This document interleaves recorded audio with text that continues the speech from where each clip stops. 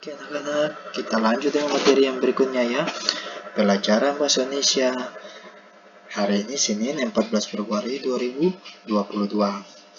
Oke, materi kita ini masih membahas tentang puisi. Ya, kita lanjut ke materinya.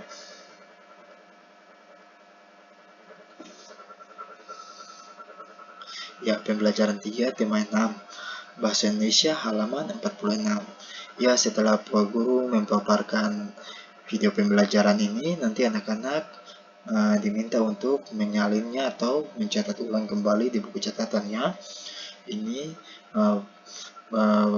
materinya Pak Guru sudah ringkas. Oke, ya kita lanjut dalam materi atau catatan. Ya, A. Pemilihan kata yang tepat untuk menyusun puisi. Puisi disusun dari rangkaian kata. Merangkai dan memilih kata yang tepat merupakan salah satu kesulitan dalam menyusun puisi. Oleh karena itu, penting memilih kata yang tepat untuk menyusun puisi. Ya, jadi yang kemarin yang Pak Guru sudah jelaskan itu, jadi kita membuat puisi itu kita harus melihat dari lirik. Dari lirik ya. Itu ada lirik AA, BB, AB, ya. Jadi dimana kalau puisi terbentuk seperti itu maka kedengarannya indah ya. Nah, dikatakan penting memilih kata yang tepat untuk menyusun puisi. Ya, sangat penting ya, karena kita harus mencari betul-betul kalimat atau kata tuh yang kedengarannya indah, didengar kita sendiri indah dan orang lain. Oke. Ya, yang berikut, kamu dapat menggunakan teknik konversi untuk melatih kemampuan memilih kata. Teknik konversi adalah teknik mengganti kata dengan kata lainnya yang memiliki kesamaan makna. Sebagai contoh, kalimat sejarah telah mengukir nama besarmu dapat dikonversi menjadi beberapa kalimat. Ya, jadi ini adalah salah satu contoh ya. Salah satu contoh kata yang dapat dikonversi, artinya mempunyai kesamaan dengan kata-kata yang lain ya. Selain dari kata sejarah yang telah mengukir nama besarmu.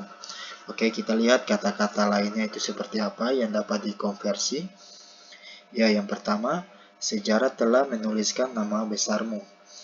Nah, kata ini merupakan atau kalimat ini merupakan salah satu persamaan dari contoh kalimat yang di atas tadi ya. Terus yang kedua, sejarah telah menolehkan nama besarmu. Ya, jadi kata yang kedua ini dia selalu mengingat ya. Artinya selalu mengingat nama besarmu.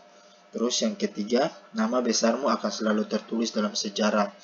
Ya, jadi contohnya pada poin ketiga ini yaitu sejarah-sejarah pada pahlawan ya yang pernah berjuang untuk kemerdekaan bangsa Indonesia ya. Itu mereka selalu dikenang dan juga nama-nama mereka selalu disebut dalam setiap upacara atau hari-hari nasional lainnya ya.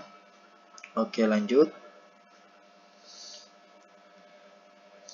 Ya, tujuan menentukan pemilihan kata atau diksi dalam puisi dapat menjadi puisi lebih indah. Selain itu, memilih kata yang tepat menimbulkan kesan untuk diingat dan menciptakan kekaguman ya. Oke. Yang tadi Pak Guru bilang ya, kita harus memilih kata yang betul-betul sesuai dengan keinginan kita, namun harus sesuai dengan juga keinginan orang lain ya.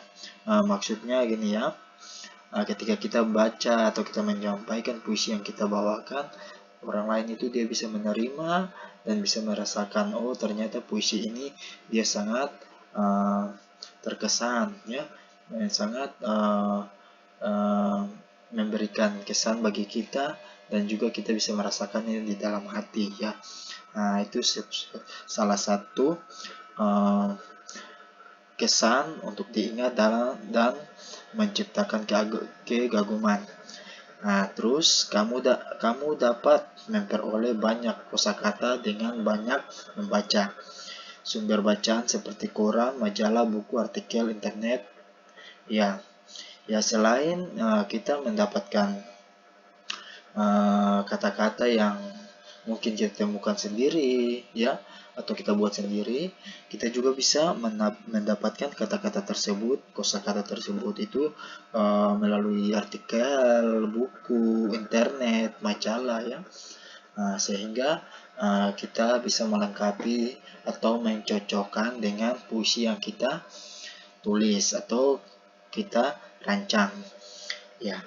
Dapat membantu latihanmu memilih kata yang tepat untuk puisi yang kamu susun. Nah, yang tadi Pak Guru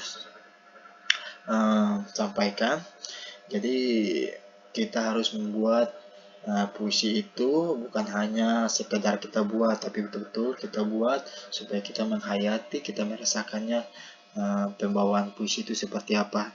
Ya, jadi anggap saja puisi itu dia membawakan perasaan kita, ya.